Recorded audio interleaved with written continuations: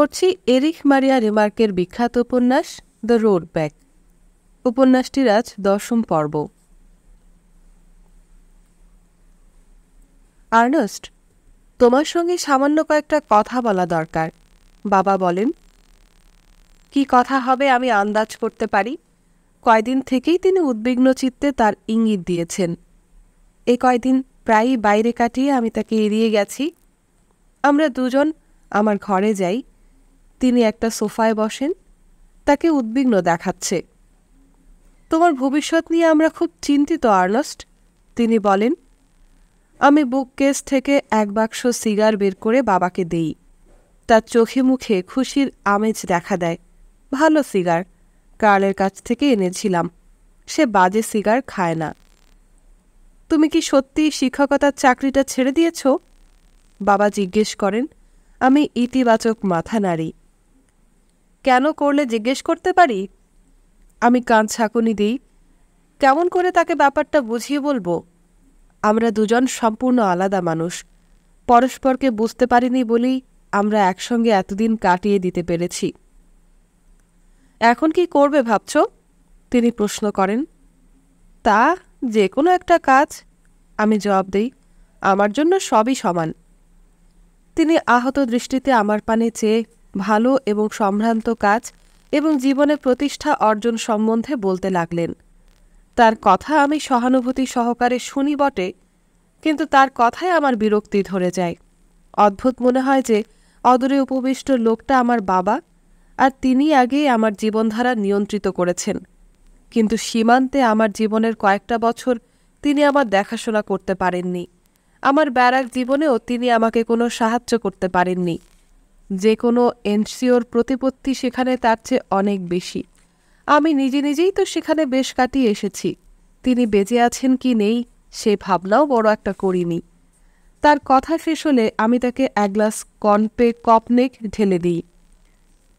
তাহলে শোনো বাবা, বলে আমি তার মুখোমুখি বসি। আপনি হয়তো খাঁটি কথাই বলেছেন, কিন্তু ভেবে দেখুন, মাটির গর্তে বসে এক টুকরো রুটির খোসা আর এক ফোঁটা পাতলা স্যুপ খেয়ে কেমন করে বেঁচে থাকতে হয় তা আমি শিখেছি। যতক্ষণ শত্রুপক্ষের বোমাবর্ষণ না হয় ততক্ষণ এতেই আমরা তুষ্ট থাকতাম। কোনো পুরনো কুঁড়ে ঘরে আশ্রয় লাভ, তা ছিল রীতিমতন বিলাস। আর বিশ্রাম অঞ্চলে একখানা মাদুর পেলে তো স্বর্গসুখ। সুতরাং বুঝতেই পারছেন যে আমি যে এখনও বেঁচে আছি আর বোমা বর্ষণ হচ্ছে না, আমার পক্ষে এই মুহূর্তে তাই যথেষ্ট। আমার প্রয়োজনীয় সামান্য পরিমাণ পানাহার আমি যে কোনো প্রকারে জোগাড় করতে পারব। বাকিটার জন্য আমার ভবিষ্যৎ জীবন পড়ে আছে। হ্যাঁ, তিনি আপত্তি সুরে বলেন, রোজ আনা রোজ খাওয়া তো জীবন নয়। এমনভাবে বেঁচে থাকা যা যা ভালো লাগে, আমি বলি। এ জীবনের 30টি বছরের প্রতিটি দিন স্কুলের একই কামরায় বা একই অফিসে হাজির হয়েছি বলতে পারাটাও জীবন নয়।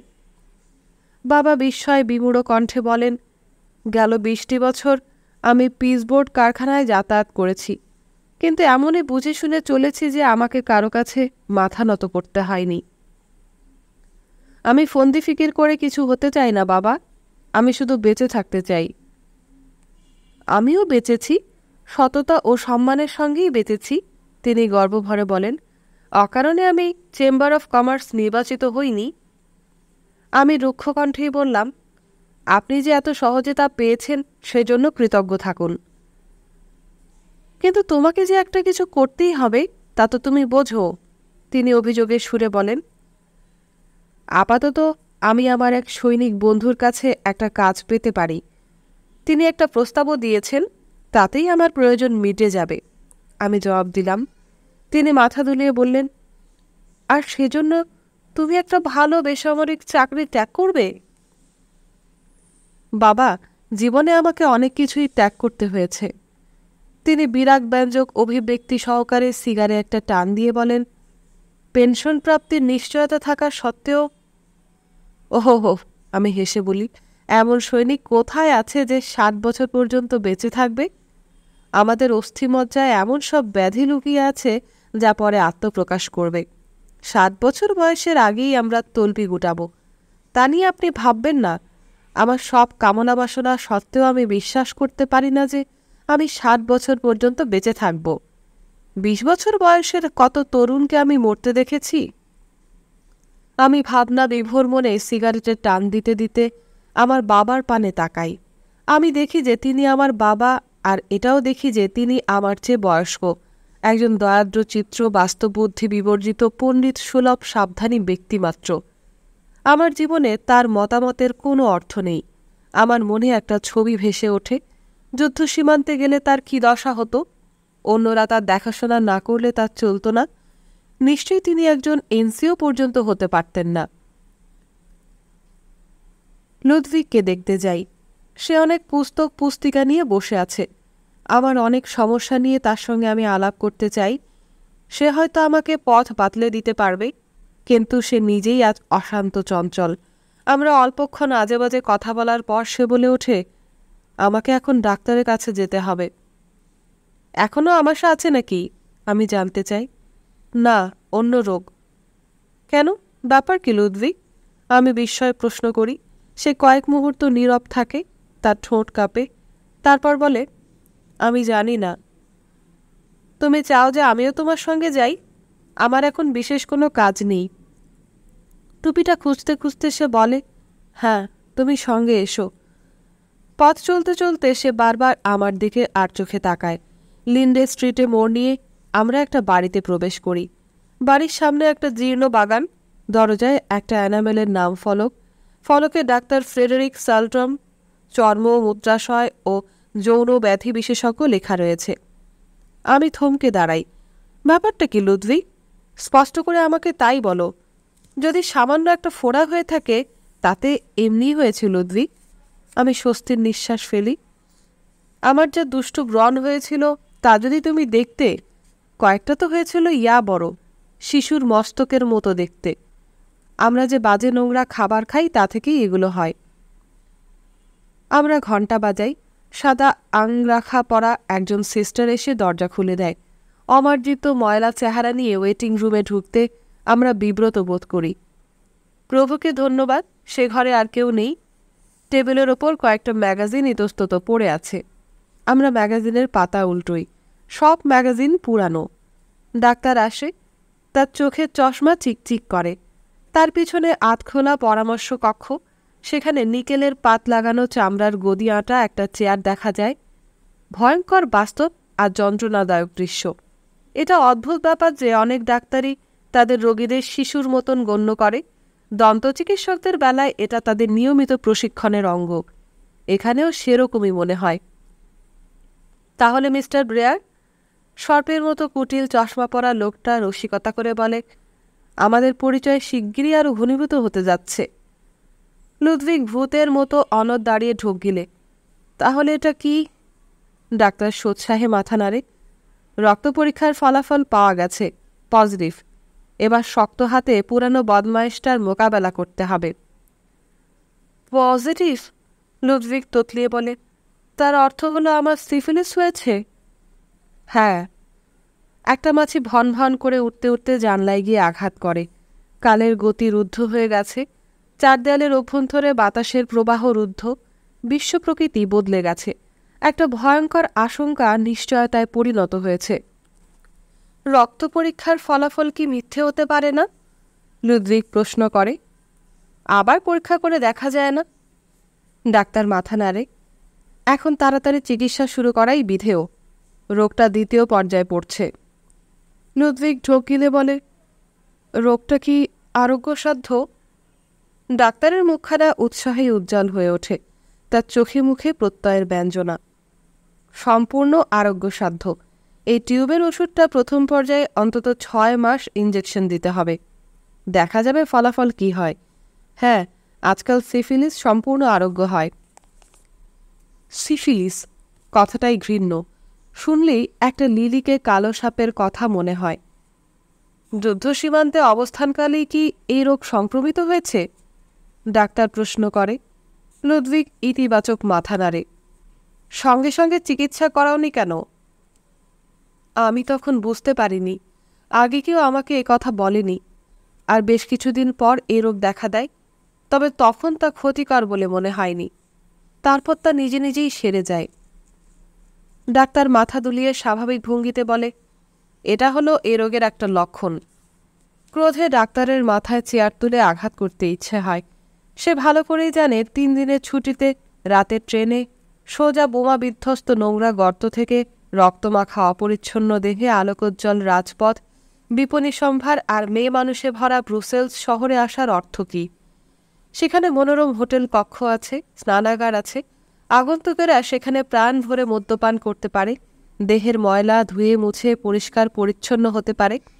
সেখানে সুমধুর মন মাতানো সঙ্গীত, মনোরম চত্বর আর দামি সুরার ব্যবস্থা আছে।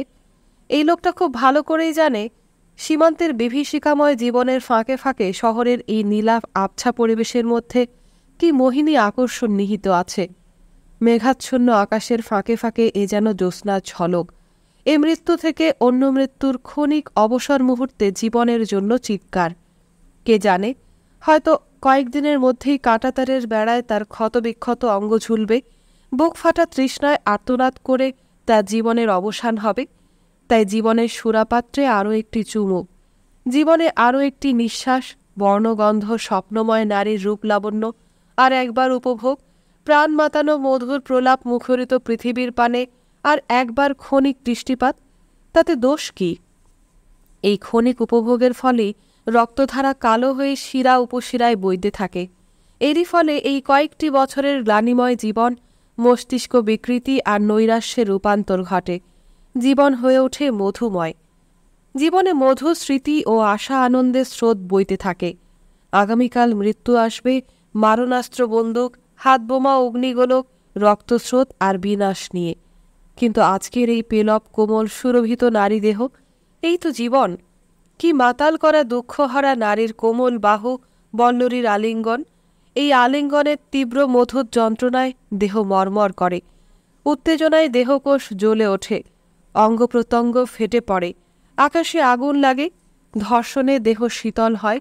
সেই মুহূর্তে কে ভাবে যে এই মোহনীয় পরিবেশ আর মধুময় প্রলাপ কুজনের অন্তরালে নারীর এই সুরভিত দেহ সম্ভারের অভ্যন্তরে সিফিলিস নীরবে ওঁত পেতে আছে? কে তখন জানে বা জানতে চায় ভবিষ্যতের কথা? আগামীকাল হয়তো সব নিঃশেষ হয়ে যাবে। জঘন্য যুদ্ধই বর্তমানকে স্বীকৃতি দিতে আর বর্তমান মুহূর্তকে উপভোগ করতে শিখিয়েছে। তাহলে এখন? লুডভিগ প্রশ্ন করে। যত শীঘ্রই সম্ভব চিকিৎসা শুরু করা যাক, ডাক্তার জবাব দেয়। তাহলে এক্ষুনি শুরু হোক, লুডভিগ শান্ত কণ্ঠে বলে। সে ডাক্তারের সঙ্গে পরামর্শ কক্ষে প্রবেশ করে। আমি প্রতীক্ষায় কক্ষে বসে থেকে পুরানো ম্যাগাজিনটার পাতা ছেঁড়ার কাজে ব্যস্ত থাকি, কারণ এতে আছে শুধু কুচকাওয়াজ, যুদ্ধবিজয় ছবি আর যুদ্ধবাজ পাদ্রীদের নীতিবচন। লুডভিগ ফিরে আসে। অন্য কোনো ডাক্তার দেখাও লুডভিগ, আমি তার কানে কানে বলি। আমার দৃঢ় বিশ্বাস এই ব্যাটা কিছু জানে না, এই ব্যাটার ঘিলু নেই। লুডভিগ ক্লান্তিব্যঞ্জক ভঙ্গি করে। আমরা নীরবে সিঁড়ি বেয়ে নামতে থাকি। সিঁড়ির শেষ ধাপে নেমে সে অন্যদিকে মুখ ফিরিয়ে বলে, তাহলে বিদায়। আমি তার দিকে মুখ তুলে তাকাই। সে মুষ্টিবদ্ধ হাত দুটো পকেটে পুরে সিঁড়ির রেলিংয়ে হেলান দিয়ে আছে। হলো কি? আমি বিস্মিত কণ্ঠে বলি। আমি এবার যাই, সে জবাব দেয়। তাহলে হাতটা এগিয়ে দাও, দেবে না? আমি অবাক, কম্পিত কণ্ঠে সে প্রতিবাদ করে, আমাকে এখন তোমার ছোঁয়া উচিত নয়। আমার যে এখন। সে সসংকোচে তার রুগ্ন দেহটা নিয়ে রেলিংয়ের পাশে দাঁড়িয়ে আছে, পিছন থেকে শত্রুর আক্রমণ এড়িয়ে থাকার জন্য মাটির ঢিবির আড়ালে যেমন করে দাঁড়ায়। বিষণ্ণ আনত তার দৃষ্টি। আহ লুডভিগ, এরপর আর কি বাজে কথা বলবে? তোমাকে ছোবো না? বেকুব গাধা কোথাকার, তোমাকে ছোবো না? 100 বার ছোবো। তার কথাটা আমার মর্মে আঘাত করেছে। আমার কান্না পাচ্ছে। কি ভয়ঙ্কর বোকা! আমি তার কাঁধে আমার হাত রেখে তাকে কাছে টানি। দেহ তার কাঁপছে। আহ লুডভিগ, এসব বাজে কথা। আমি জানি আমার নিজেরও এ রোগ হতে পারে। তুমি ঘাবড়িও না, ওই চশমা পরা বুড়ো সাপটাই তোমাকে রোগমুক্ত করে দেবে। সে তবু কাঁপতে থাকে, তার কাঁপুনি থামে না। আমি তাকে চেপে ধরে রাখি। আজ অপরাহ্নে রাজপথে বিক্ষোভ প্রদর্শনের আহ্বান জানানো হয়েছে। গেল কয় মাস থেকে দ্রব্যমূল্য অব্যাহতভাবে বেড়ে চলেছে। যুদ্ধকালীন সময়ের চেয়েও মানুষের দুঃখ দারিদ্র্য বেড়ে গেছে। যে মজুরি পাওয়া যায় তা নিত্য প্রয়োজনীয় জিনিসপত্র কেনার পক্ষে যথেষ্ট নয়। মানুষের কাছে যে টাকা পয়সা আছে তা দিয়ে কিছু কেনা সম্ভব না, অথচ মদ আর নাচের আড্ডার জন্য বিরাট বিরাট অট্টালিকা একটার পর একটা তৈরি হচ্ছে, আর প্রকাশ্যে মুনাফাখোরি আর জোচ্চুরি চলছে। ধর্মঘট, শ্রমিকেরা ক্ষুদ্র ক্ষুদ্র দলে রাজপথের ওপর ধীর পদক্ষেপে এগিয়ে চলছে। কখনো কখনো গোলমাল হচ্ছে, গুজব রটেছে যে সেনাবাহিনীকে ব্যারাকে একত্র করা হয়েছে, তবে তার কোনো লক্ষণ এখনো দেখা যাচ্ছে না। এখানে ওখানে চিৎকার ও প্রতিচিৎকার শোনা যাচ্ছে।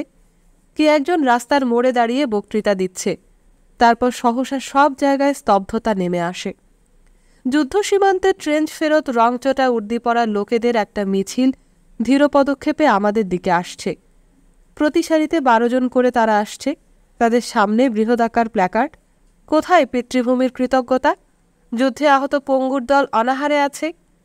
এক হাতওয়ালা মিছিলকারীরা প্ল্যাকার্ডগুলো বহন করে চলছে আর বারবার পিছন পানে তাকিয়ে দেখছে তাদের পেছনের মিছিল ঠিকমতো আসছে কিনা, কারণ প্ল্যাকার্ড বাহকেরা সবচেয়ে দ্রুত পায়ে চলছে।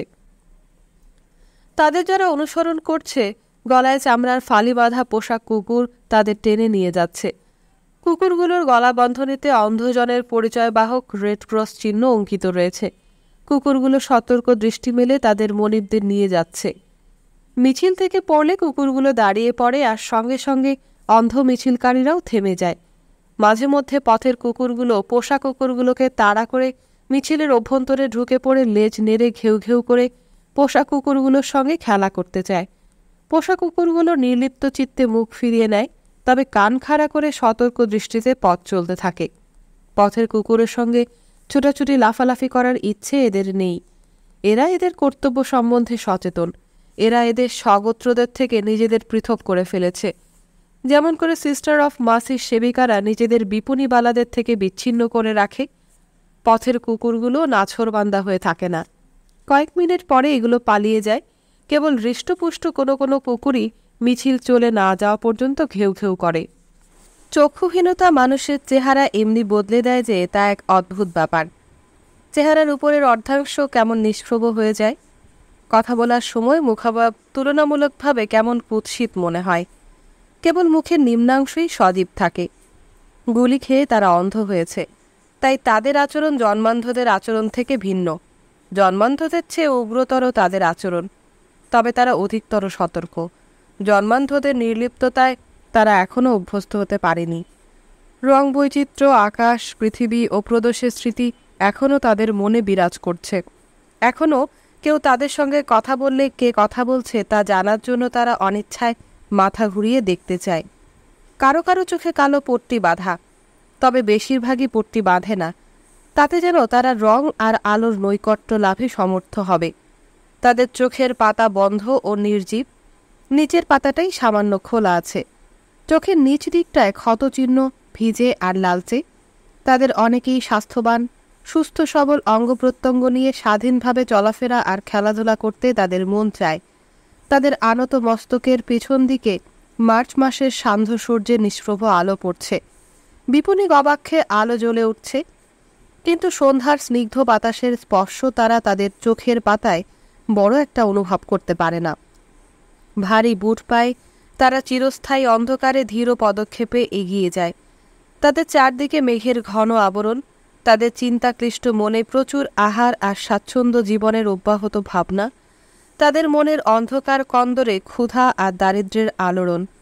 অসহায় ও অস্পষ্ট ভীতি বিহ্বল চিত্তে তারা এই দুঃখ মোচনের আশা করছে, কিন্তু কোথাও আশার আলো দেখতে পাচ্ছে না। তারা অন্য অনেকের সঙ্গে ধীর পদক্ষেপে রাজপথে মিছিল করা ছাড়া আর কিছুই করতে পারছে না। পথ চলতে চলতে তারা অন্ধকার থেকে আলোর দিকে মুখ তুলে চাইছে। যারা চক্ষুষ্মান তাদের কাছে তারা মূক ও মৌন আবেদন জানাচ্ছে, চক্ষুষ্মানেরা তাদের এই দুঃখ দুর্দশা অনুধাবন করুক। অন্ধদের পেছনে চলছে একচক্ষু কানার দল। তাদের মস্তক দেশ ক্ষতবিক্ষত, চেহারা ছিন্ন ভিন্ন, মুখাবয়ব বিকট দর্শন, নাসিকা আর চোয়ালবিহীন মুখাবয়ব, মুখ জুড়ে একটা দীর্ঘ রক্তিম ক্ষতচিহ্ন। এককালে এখানে নাসিকা আর মুখ বিবরের অস্তিত্ব ছিল। এই শূন্যতার ওপর বিরাজ করছে একটা প্রশ্নব্যঞ্জক মানবীয় চোখ। তাদের অনুসরণ করছে পাকাটা লোকদের একটা দীর্ঘ সারি। তাদের মধ্যে কেউ কেউ ইতিমধ্যে কৃত্রিম পা লাগিয়ে পথের ওপর ঠক ঠক করে লাফিয়ে লাফিয়ে এঁকে বেঁকে চলছে। মনে হয় তাদের সারা দেহটাই লোহা আর কবজায় তৈরির কৃত্রিম। অন্যরা পায়জামার উপরে গুটিয়ে সেফটি পিন দিয়ে তা আটকে নিয়েছে। তারা কালো রঙের রাবারের প্যাডে মোড়া ক্র্যাচে ভর দিয়ে চলছে। তারপর আসে গোলার অভিঘাতে বিধ্বস্ত স্নায়ু কাঁপুনের দল। তাদের হাত, মাথা, পরিহিত পোশাক আর সারা অঙ্গ কাঁপছে। তাদের দেহ যেন এখনো আতঙ্কে শিউরে উঠছে। দেহের ওপর তাদের নিয়ন্ত্রণ নেই। তাদের ইচ্ছাশক্তি বিলুপ্ত। তাদের মাংসপেশি আর স্নায়ুকেন্দ্র অবাধ্য। এক চক্ষু আর এক হাতওয়ালারা অয়েল ক্লথে মোড়া বেতের ঠেলা গাড়ি ঠেলে নিয়ে যাচ্ছে। এসব গাড়িতে সেসব ভয়ঙ্কর জখমিরা রয়েছে যারা একমাত্র চাকাওয়ালা গাড়িতেই চলাফেরা করতে পারে। তাদের মধ্যে এমন কতিপয় লোক রয়েছে যারা সমতল ঠেলা গাড়িতে আসছে। এমনি সব গাড়িতে খাট, পালঙ্ক আর মৃতদেহ বহন করা হয়। এমনি একটা গাড়িতে একজন হস্তপদবিহীন মানুষ উপবিষ্ট রয়েছে। কোটি দেশ থেকে দেহের নিম্নাংশের কোনো অস্তিত্ব নেই। একজন সুস্থ সবল মানুষের ঊর্ধ্বাংশ মাত্র, এর বেশি কিছু অবশিষ্ট নেই।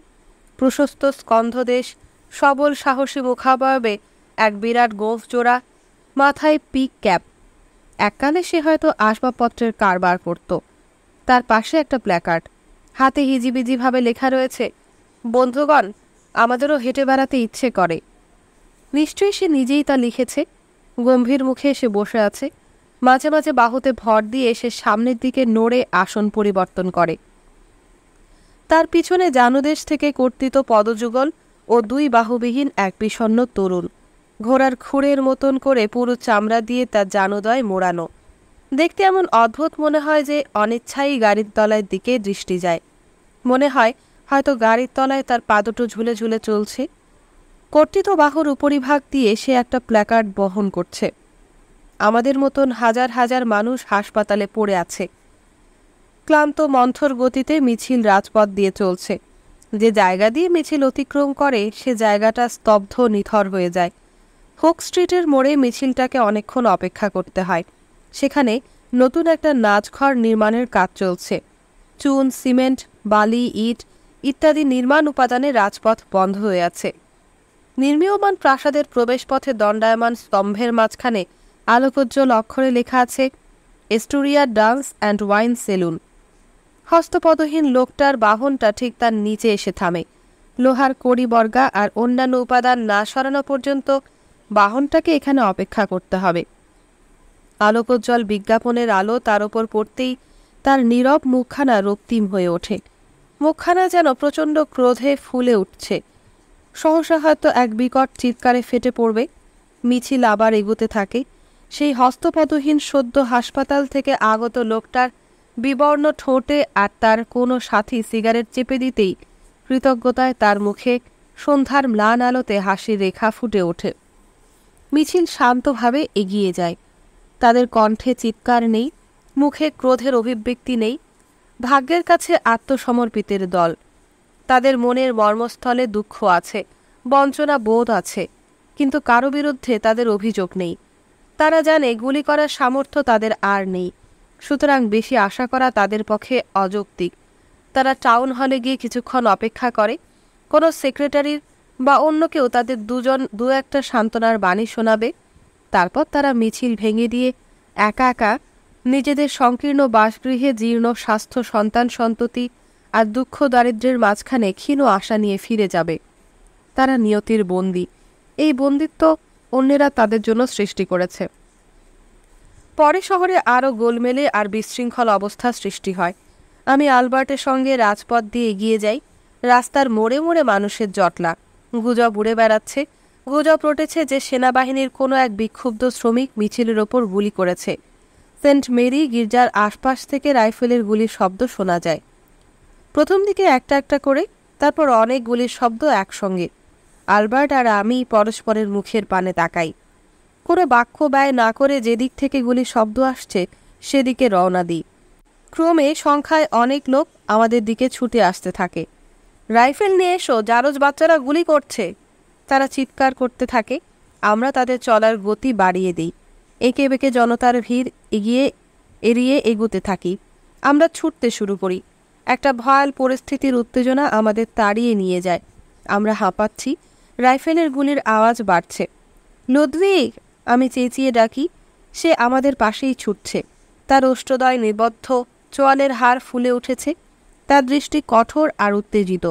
তার চোখে মুখে যুদ্ধ সীমান্তের ট্রেঞ্চ জীবনের অভিব্যক্তি। আলবার্ট আর আমারও তাই। রাইফেলের গুলির আওয়াজ লক্ষ্য করে আমরা ছুটতে থাকি। এ যেন এক রহস্যময় আদেশমূলক আহ্বানে আমরা সাড়া দিচ্ছি। চিৎকাররত জনতা আমাদের পথ ছেড়ে দেয়। আমরা ঠেলে ধাক্কিয়ে পথ করে নেই। মেয়েরা তাদের মুখ ঢেকে টলতে টলতে পথ থেকে সরে যায়। ক্রুদ্ধ চিৎকারে চারদিক কাঁপছে। একজন আহতকে সরিয়ে নেওয়া হচ্ছে। আমরা মার্কেট স্কোয়ারে পৌঁছি। সরকারি সেনাবাহিনী টাউন হলের সামনে অবস্থান নিয়েছে। তাদের লোহার শিরস্ত্রাণ চিকচিক করছে। সিঁড়ির উপর একটা মেশিন গান প্রস্তুত হয়ে আছে। স্কোয়ারটা জনশূন্য। স্কোয়ারের প্রবেশপথগুলোই কেবল জনাকীর্ণ। আর এগিয়ে যাওয়া একটা পাগলামো। স্কোয়ারটা মেশিন গানের আওতার মধ্যে রয়েছে। একজন লোক এমনকি সামনে এগিয়ে যাচ্ছে।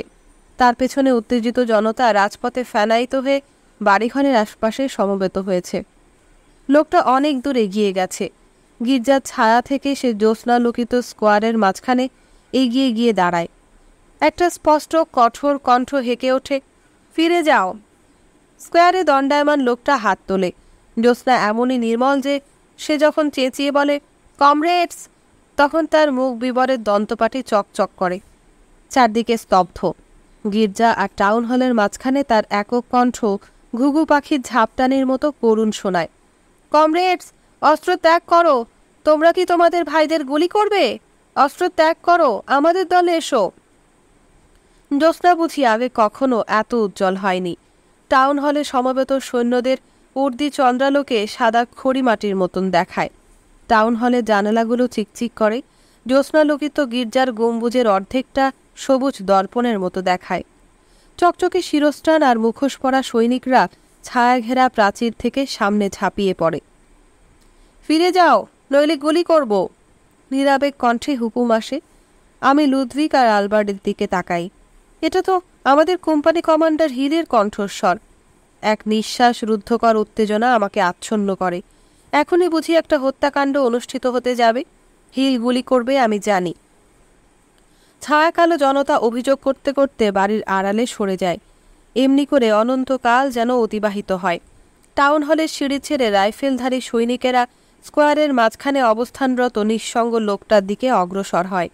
লোকটার কাছে পৌঁছতে তাদের অনেকক্ষণ লাগে বলে মনে হয়। চুমকি বসানো ছিন্ন পোশাক পরা একদল পুতুল যেন ধূসর জলাভূমিতে রাইফেল হাতে একই স্থানে দাঁড়িয়ে মার্ক টাইম করছে। নিঃসঙ্গ লোকটা স্থির দাঁড়িয়ে তাদের আগমন প্রতীক্ষা করছে। তারা সামনে পৌঁছলে সে কমরেড সম্বোধন করে তাদের ডাক দেয়। তারা তার বাহু ধরে তাকে হ্যাঁচড়াতে হ্যাঁচড়াতে সামনের দিকে নিয়ে যায়।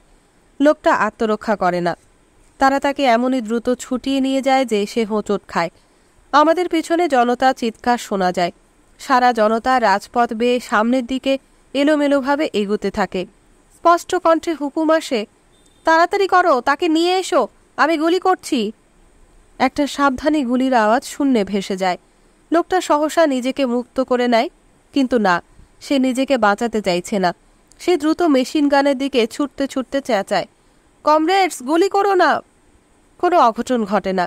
নিরস্ত্র নিঃসঙ্গ লোকটাকে সামনের দিকে ছুটে যেতে দেখে জনতা এগোতে থাকে। একটা ক্ষীণ জলধারার মতন জনতা গির্জার পাশ দিয়ে চলতে থাকে।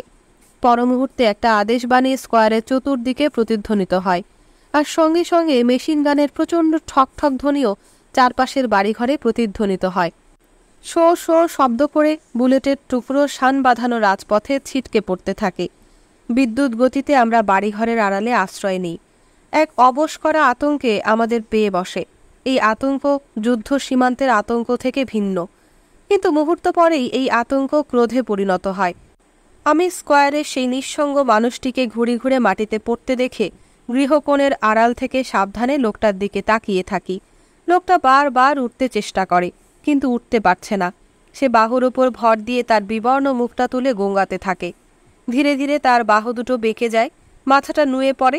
তারপর অতি ক্লান্তিতে তার দেহটা মাটিতে লুটিয়ে পড়ে। আমার কণ্ঠ ফেটে বেরিয়ে পড়ে, না না।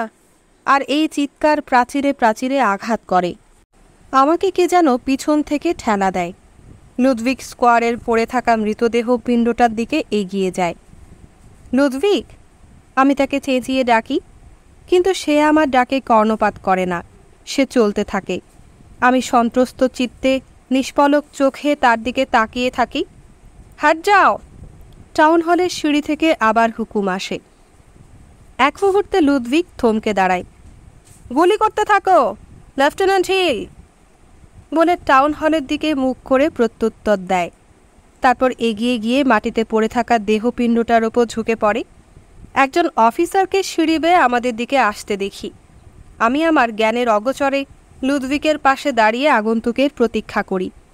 তার হাতে অস্ত্র বলতে একটা ছড়ি মাত্র। সে কোনো দ্বিধা করে না। যদিও আমরা এখন 3 জন এবং ইচ্ছে করলেই তাকে টেনে হেঁচড়ে নিয়ে যেতে পারি, আর সৈনিকেরাও তখন তার গায়ে গুলি লাগবে ভয়ে আমাদের লক্ষ্য করে গুলি করতে পারবে না। লুডভিগ সোজা দাঁড়িয়ে বলে, তোমাকে অভিনন্দন জানাচ্ছি লেফটেন্যান্ট হিল, লোকটা মরে গেছে। মৃত লোকটার গায়ের জামাটার নিচে রক্তধারা বয়ে বয়ে মাঠের ফাটলে টপ টপ করে প্রবেশ করছে। সামনে প্রসারিত তার জীর্ণ ডান হাতের কাছে জমাট বাঁধা রক্তের ওপর জ্যোৎস্না প্রতিফলিত হচ্ছে। ব্রেয়ার, হিল সম্বোধন করে। তুমি চেনো এই মৃত লোকটাকে? লুডভিগ প্রশ্ন করে। হিল মাথা নাড়ে। ম্যাক্সওয়েল। আমি চেয়েছিলাম সে সরে পড়ুক। মুহূর্ত পরে হিল প্রায় করুণ কণ্ঠে জবাব দেয়, সে মরে গেছে। লুডভিগ বলে। হিল কান ঝাঁকুনি দেয়। সে আমাদের কমরেড ছিল, লুডভিগ বলে যায়। হিল নিরুত্তর। লুডভিগ এবার নির্লিপ্ত আবেগহীন কণ্ঠে বলে, চমৎকার কাজ করেছ। এই কথায় হিল চাঞ্চল্য প্রকাশ করে। শান্ত কণ্ঠে বলে, এ কথা অবান্তর। উদ্দেশ্যটাই আসল, আইন শৃঙ্খলা সংরক্ষণ। উদ্দেশ্য? লুডভিগ তাচ্ছিল্যের সুরে বলে, কবে থেকে তুমি তোমার কাজের কৈফিয়ত দিতে শুরু করেছ? উদ্দেশ্য? পেশা? তুমি পেশা ছাড়া কিছুই বোঝো না। তুমি এবার তোমার লোকজন সরিয়ে নাও, যাতে আর গোলাগুলি না হয়। হিল অধৈর্যের ভঙ্গি করে। আমার লোকজন যেখানে আছে সেখানেই থাকবে। আজ যদি তারা সরে যায়, তবে আগামীকাল আজকের 10 গুণ লোক তাদের হামলা করবে, তা তুমি নিজেও জানো। 5 মিনিটের মধ্যে আমি রাস্তার সব মুখ অধিকার করব। এই মৃতদেহ এখান থেকে সরিয়ে নেবার জন্য আমি তোমাদের এই সময়টুকু দিলাম। এ কাজে লেগে পড়ো, লুডভিগ আমাদের বলে। তারপর হিলকে উদ্দেশ্য করে বলে, তোমরা যদি এখন সরে যাও, কেউ তোমাদের হামলা করবে না।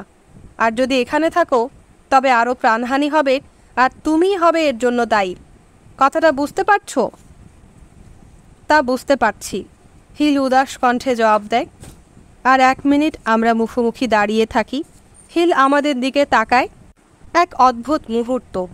তারপর আমরা মৃতদেহ সরানোর কাজে লেগে যাই। রাজপথে আবার ভিড় জমেছে। আমাদের চলার জন্য বিস্তীর্ণ পথ খুলে গেছে। চিৎকার তীব্রতর হচ্ছে। ব্লাড হাউন্ড, পুলিশ দস্যু, খুনি! ম্যাক্সওয়েলের পিঠ থেকে ফোঁটা ফোঁটা রক্ত ঝরছে। আমরা তার দেহটা নিকটতম বাড়িটাতে নিয়ে যাই, একটা রেস্তোরাঁ, হল্যান্ডিথ ডিএল। নাচঘরে পড়ে থাকা দুটো আহতকে নিয়ে যাওয়ার জন্য ইতিমধ্যে 2টো অ্যাম্বুলেন্স এসেছে। রক্তমাখা অ্যাপ্রন পরা একজন স্ত্রীলোক বিলাপ করছে আর নিজ গৃহে চলে যেতে চাইছে। একটা স্ট্রেচার আর একজন ডাক্তার আসা পর্যন্ত তাকে অতি কষ্টে নিবৃত্ত করা হয়। তার পেটে গুলি লেগেছে। তার পাশে একজন আহত পুরুষ পড়ে আছে। তার পরনে এখনও সৈনিকের পুরানো উর্দি, আর 2টো জানুই গুলিবদ্ধ। তার স্ত্রী তার পাশে জানো পেতে বসে বিলাপ করছে। ও কিছু করেনি, পথ দিয়ে যাচ্ছিল। আমি তার রাতের খাবার নিয়ে যাচ্ছিলাম। সে অ্যানামেলের একটা পাত্র দেখায়। এতে তার খাবার। নর্তকীরা ঘরের এক কোণে জড়সড় হয়ে ঠাসাঠাসি বসে আছে। উত্তেজিত ম্যানেজার ছোটাছুটি করে তাড়াতাড়ি আহতদের অন্যত্র সরিয়ে নেবার জন্য অনুরোধ করছে। আহতরা এখানে পড়ে থাকলে তার ব্যবসা মাটি হয়ে যাবে। কোনো অভ্যাগত অতিথি আর এখানে নাচতে আসবে না। উর্দি পরা দারোয়ান অ্যান্থন ডেমুথ 1 বোতল ব্র্যান্ডি এনে আহত লোকটার মুখে তুলে ধরে। ভীত ম্যানেজার তার পানে তাকিয়ে ইঙ্গিত করে, কিন্তু অ্যান্থন সেদিকে খেয়াল করে না। আহত লোকটা বলে, তুমি কি মনে করো আমি আমার পা দুটো হারাবো? আমি একজন সোফার গাড়ি চালক। স্ট্রেচার আসে। আবার বাইরে গুলির আওয়াজ। আমরা লাফিয়ে উঠি। চিৎকার, বিদ্রূপ ধ্বনি আর কাঁচ ভাঙার ঝনঝন আওয়াজ। আমরা বাইরে ছুটে যাই। পাকা রাস্তা ভেঙে ঢিল সংগ্রহ করি। রাস্তায় গাড়ি চালাতে চালাতে একজন লোক চেঁচাতে থাকে। বাড়িঘর থেকে বিছানা, মাদুর, আমার আসবাবপত্র রাস্তার ওপর সৈন্যদের তাক করে নিক্ষেপ হতে থাকে। স্কোয়াড থেকে গুলি আসছে আর বাড়িঘর থেকে এর প্রত্যুত্তর চলছে। বাতি নিভিয়ে দাও বলে একটা লোক রাস্তার বাতি লক্ষ্য করে ইট ছোড়ে। সঙ্গে সঙ্গে চারদিক অন্ধকার হয়ে যায়। আলবার্ট চেঁচিয়ে বলে, কসল! কসলই বটে, তার পাশে ভ্যালেন্টিন। গুলির আওয়াজ সবাইকে ঘূর্ণি হাওয়ায় এক জায়গায় নিয়ে এসেছে।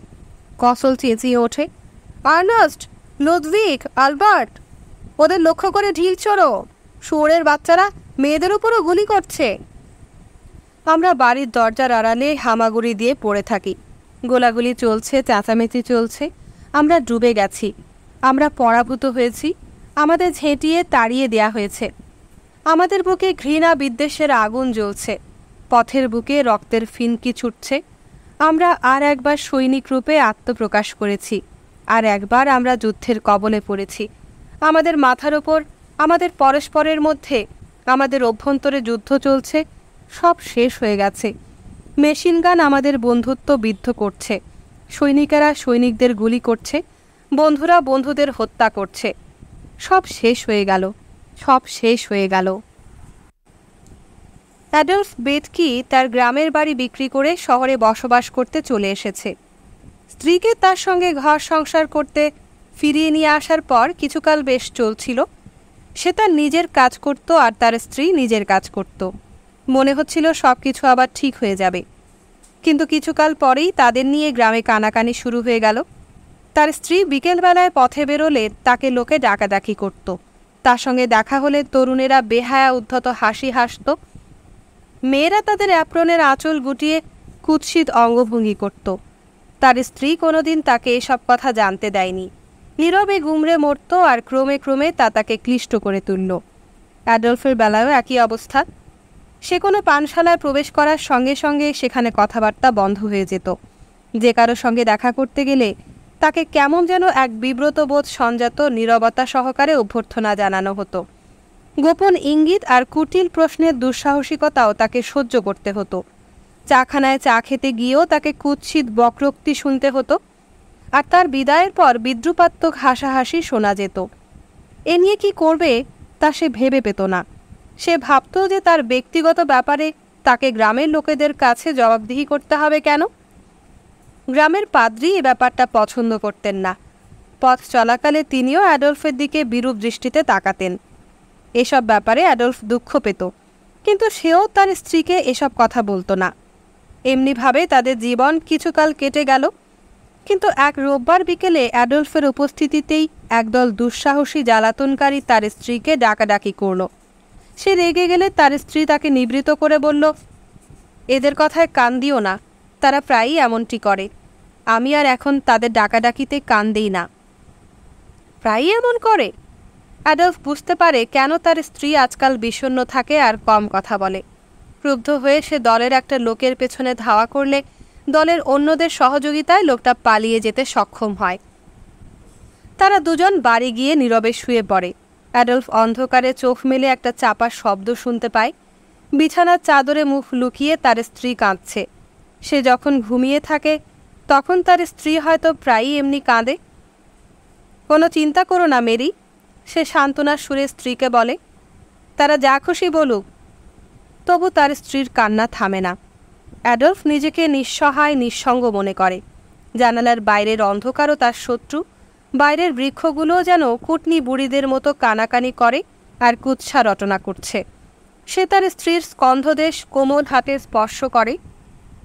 তার স্ত্রী অশ্রুসিক্ত চোখে তার পানে তাকিয়ে বলে, অ্যাডলফ, আমি বরং চলে যাই, তখন তারা জ্বালাতন করবে না। তার স্ত্রী শয্যা ত্যাগ করে দাঁড়ায়। ঘরে তখনও মোমবাতি জ্বলছে।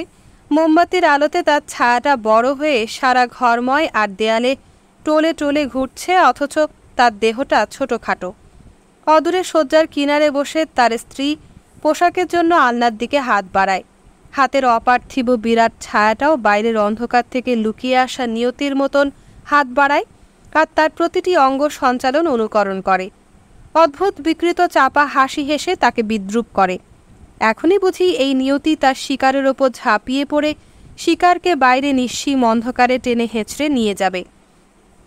অ্যাডলফ লাফ দিয়ে উঠে জানালার পর্দাটা নামিয়ে দেয়, যেন এমনি করে সে অন্ধকারের প্রবেশপথ রুদ্ধ করে দেবে, যাতে অন্ধকার পেঁচকের বুভুক্ষ লোলুপ কুটিল দৃষ্টি নিয়ে জানালার চতুষ্কোণ সার্সির ভিতর দিয়ে ঘরে প্রবেশ করে শিকারের ওপর ঝাঁপিয়ে পড়ে, শিকারকে বাইরে অন্ধকারে হেঁচড়ে নিয়ে যেতে না পারে। মেরি ইতিমধ্যে তার মোজা জোড়া পায়ে দিয়ে বডিস নিতে যেইমাত্র হাত বাড়িয়েছে, তক্ষুনি অ্যাডলফ তাকে ডাক দেয়। কিন্তু মেরি তার দিকে তাকায়, সঙ্গে সঙ্গে বডিসটা তার হাত থেকে পড়ে যায়। অ্যাডলফ মেরির চোখে মুখ মৌন অসহায় জীবের দুঃখ কাতরতা দেখতে পায়। সে মেরির গ্রীবাদেশ জড়িয়ে ধরে। কত কোমল আর উষ্ণ এই দেহ! কেমন করে মানুষ এই দেহের ওপর কঠিন প্রস্তর নিক্ষেপ করতে পারে? তাদের দুজনের মনে কি সদিচ্ছার অভাব আছে? অন্যেরা কেন তাদের জ্বালাতন করবে, তাদের পিছনে লাগবে? সে মেরিকে কাছে টানে। মেরিও তার কাছে আত্মসমর্পণ করে তার গলা জড়িয়ে ধরে, তার বুকে মাথা রাখে। তারা দুজন নৈশ পোশাকে দাঁড়িয়ে পরস্পরের নৈকট্য অনুভব করে, পরস্পরের উষ্ণ সান্নিধ্য কামনা করে। তারপর তারা দুজনেই নীরবে শয্যার কিনারে বসে। নিঃশেষিত প্রায় নিবু নিবু মোমবাতিটা নাচতে থাকে, আর সেই আলোতে তাদের দেহের ছায়াও দেয়ালের গায়ে নাচতে থাকে। অ্যাডলফ তখন মৃদু হাতে তার স্ত্রীকে তার সঙ্গে শয্যায় শুইয়ে দিতে যেন বলতে চায়, এসো আমরা একসঙ্গে থাকি, আবার চেষ্টা করে দেখি। তারপর মেরিকে বলে, মেরি, আমরা এই জায়গা থেকে চলে যাব, এইটাই নিষ্কৃতির একমাত্র পন্থা। হ্যাঁ চলো, আমরা এখান থেকে চলে যাই অ্যাডলফ। এই বলে সে অ্যাডলফের বুকে ঝাঁপিয়ে পড়ে। এই প্রথমবার সে গলা ছেড়ে কাঁদে। অ্যাডলফ তাকে শক্ত করে বুকে জড়িয়ে বারবার বলতে থাকে, কালই আমরা এ বাড়ির গ্রাহক খুঁজব, কাল সকালে এটাই হবে প্রথম কাজ। এই সংকল্প, আশা, ক্রোধ আর দুঃখের ঝাপটায় সে তার স্ত্রীকে নিবিড় করে বুকে টেনে নেয়। এমনি করে নৈরাশ্য ভোগেচ্ছায় রূপান্তরিত হয়, ভোগেচ্ছা অবশেষে তৃপ্ত হয়। মেরির কান্নাও ক্ষীণতর হয়ে শিশুর কান্নার মতন ক্লান্তিতে নীরব শ্বাস নিঃশ্বাসে পরিণত হয়। মোমবাতিটা নিভে গেছে। মোমবাতির আলোতে ঘরে আর ছায়া পড়ে না। মেরি ঘুমিয়ে পড়ে, কিন্তু অ্যাডলফ বিনিদ্র চোখে চিন্তা করতে থাকে। রাত্রে ঘুম ভেঙে গেলে মেরি লক্ষ্য করে যে এ বাড়ি ছেড়ে যাওয়ার উদ্দেশ্যে সে যে মোজা পরেছিল তা এখনও তার পায়ে রয়ে গেছে। সে মোজা খুলে ভাঁজ করে বিছানার পাশের চেয়ারটায় রেখে দেয়। এর দুদিন পরে অ্যাডলফ তার বাড়ি আর কারখানা বিক্রি করে দিয়ে শহরের একটা বাড়ি ভাড়া করে আসবাবপত্র নিয়ে যায়। কুকুরটাকে রেখে যেতে হয়, তবে বাগানটা ছেড়ে যেতেই তার সবচেয়ে কষ্ট হয়। বাগানে সবে মুকুল ধরেছে, এমনিভাবে বসতবাড়ি ছেড়ে যাওয়া সহজ নয়। ভবিষ্যতে তার যে কী হবে তাও অ্যাডলফের জানা নেই। তার স্ত্রী অবশ্য ভাগ্যের ওপর নির্ভর করে এ বাড়ি ছেড়ে যেতে প্রস্তুত। শহরে যে বাড়িটার অংশবিশেষ তারা নিয়েছিল তা ছিল স্যাঁতস্যাঁতে আর অন্ধকার। সিঁড়িটা আর সমস্ত পরিবেশটা দুর্গন্ধময়। চিন্তা করা ছাড়া তাদের কোনো কাজ নেই। তাদের দুজনের কারো মনেই আনন্দ নেই। তারা যে প্রতিবেশ থেকে পালিয়ে এসেছে, সেই প্রতিবেশী যেন এখানেও তাদের অনুসরণ করছে। রান্নাঘরে বসে বসে অ্যাডলফ ভাবে, কেন পরিস্থিতির উন্নতি হচ্ছে না? রাতের বেলায় খবরের কাগজ পড়ে, আর খাবার শেষে খাবার টেবিল পরিষ্কার করার পর তারা দুজন মুখোমুখি বসে থাকে। সেখানেও বিষণ্ণতা বিরাজ করে। তখন হতাশাগ্রস্ত অ্যাডলফ দুশ্চিন্তায় ঝিমোতে থাকে। তার স্ত্রী একটা কিছু করে নিজেকে ব্যস্ত রাখে। অ্যাডলফ ডাকে, মেরি, এখানে এসো। মেরি হাতের কাজে রেখে দিয়ে আসে। করুণ নিঃসঙ্গতায় পীড়িত অ্যাডলফ স্ত্রীকে কাছে টেনে কানে কানে বলে, আবার সব ঠিক হয়ে যাবে। মেরি নীরবে মাথা নেড়ে সায় দেয়। অ্যাডলফ চায় মেরি হর্ষোৎফুল্ল হোক। অ্যাডলফ উপলব্ধি করতে পারে না যে দীর্ঘ 4 বছর ছাড়াছাড়ির পর তারা যে পরস্পর থেকে দূরে সরে গেছে, এজন্য মেরির মতো সে নিজেও দায়ী। তারা এখন একে অন্যের বোঝা হয়ে দাঁড়িয়েছে। সে ভৎসনার সুরে মেরিকে বলে, একটা কিছু বলো, কথা বলতে পারছো না? সন্ত্রস্ত মেরি বলে যে এ বাড়িতে এমন কোনো ঘটনা ঘটে না যা নিয়ে কোনো কথা বলা যায়। স্বামী স্ত্রীর মধ্যে যখন এমন সম্পর্ক গড়ে ওঠে, তখন আলাপচারিতার মাধ্যমে এই সম্পর্ক শুধরানো ক্ষমতার বাইরে। মনে আনন্দ থাকলেই কথার আনন্দ উপভোগ করা যায়। তখন কথা বলাও সহজ হয়ে ওঠে। মনে আনন্দ না থাকলে কথার মারপ্যাচ কোনো কাজে আসে? তাতে বরং সম্পর্কের অবনতিই ঘটে। অ্যাডলফ স্ত্রীর চলাফেরা পর্যবেক্ষণ করে। তার এই চলাফেরার পটভূমিকায় এত অল্প বয়স্কা হাস্যময়ী সরলা বধূর ছবি তার মনে ভেসে ওঠে। এই ছবি তার স্মৃতিপটে অঙ্কিত তার স্ত্রী মেরির ছবি। এ ছবি তার মনে অবিস্মরণীয় হয়ে আছে। মেরির বর্তমান ছবির সঙ্গে স্মৃতিপটে অঙ্কিত ছবির কোনো মিল নেই। তার মনে সন্দেহ জাগে। সে ক্রুদ্ধ কণ্ঠে বলে, এখনও সেই লোকটার কথাই ভাবছ, তাই না? মেরি বিস্ময় বিমূঢ় দৃষ্টিতে তার পানে তাকায়। সে বুঝতে পারে যে সে তার স্ত্রীর বিরুদ্ধে অন্যায় অভিযোগ করছে। তবু সে আরও কঠোর হয়ে বলে, নিশ্চয়ই তুমি তোমার সেই প্রেমিকের কথা ভাবছ। তুমি তো আগে এমনটি ছিলে না। তাই যদি হয় তবে তুমি কেন আমার কাছে ফিরে এলে? তার সঙ্গে থাকলেই তো পারতে। প্রতিটি কথায় সে নিজেও প্রচণ্ড আঘাত পায়, কিন্তু তাই বলে সে নীরব হবে কেন? সে এমনি ধরনের আরও কথা বলতে থাকে। তখন তার স্ত্রী ঘরের অন্ধকার কোণে আশ্রয় নেয় আর পথহারা শিশুর মতন কাঁদতে থাকে। হায়, আমরা সবাই এমনই পথহারা নির্বোধ শিশু। আমাদের চারিদিকে রাত্রের স্থায়ী অন্ধকার। এমনি অবস্থা অ্যাডলফের অসহনীয় মনে হয়। সে এবার বাড়ি থেকে বেরিয়ে উদ্দেশ্যহীনভাবে পথে পথে ঘুরে বেড়ায়। বিপণী গবাক্ষের সামনে দাঁড়ায়, কিন্তু বিপণী সামগ্রীর প্রতি তার দৃষ্টি পড়ে না। যেখানে আলো দেখে সেখানেই সে যায়। পাশ দিয়ে ট্রাম গাড়ি হুস হুস করে চলে যায়। সে পথচারীদের সঙ্গে ধাক্কা খায়। ল্যাম্পপোস্টের নিচের হলদে আলোর বৃত্তে গুরু নিতম্বিনী রূপজীবিনীরা দাঁড়িয়ে হাসাহাসি করে, পরস্পরকে খোঁচা দেয়। তোমরা কি সুখী? বলে অ্যাডলফ তাদের কারো সঙ্গে চলে যায়। নতুন দৃশ্য দেখে নতুন কথা বলে আনন্দ পায়, আবার বেরিয়ে উদ্দেশ্যহীন ঘুরে বেড়ায়। সে বাড়ি ফিরবে না, অথচ বাড়ি ফিরে যেতে তার মন চায়। পানশালায় ঘুরে ঘুরে অত্যধিক মদ খেয়ে মাতাল হয়। এক পানশালায় তার দেখা পেয়ে তার কথা শুনি, তাকে দেখি।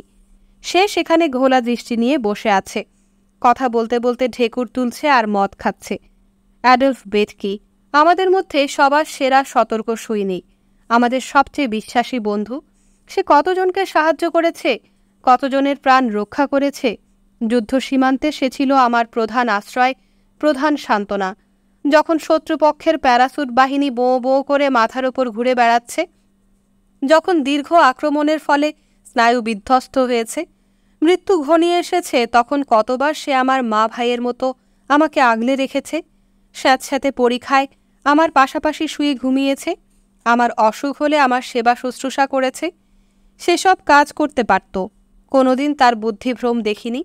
আর এখন সে কাঁটা বেড়ার তারে আটকে পড়েছে। তার অঙ্গপ্রত্যঙ্গ ক্ষতবিক্ষত, দৃষ্টি ঘোলাটে। সে বিষাদ কণ্ঠে বলে, আর্নস্ট, যদি আমরা সীমান্তে থেকে যেতাম। আমরা তো সেখানে অন্তত সবাই একসঙ্গে ছিলাম। আমি তার কথায় সাড়া দিই না। আমি আমার কোটের আস্তিনের দিকে তাকাই। সেখানে এখনও কয়েক ফোঁটা রক্তের লালচে দাগ রয়েছে। ম্যাক্সওয়েলের রক্ত। হিলের হুকুমে তাকে গুলি করে হত্যা করা হয়েছে। আমরা এমনই নিচু স্তরে এসে পৌঁছেছি। আবার যুদ্ধ বেঁধেছে, কিন্তু কমরেডশিপ বা সাথিত্বের অবসান হয়ে গেছে।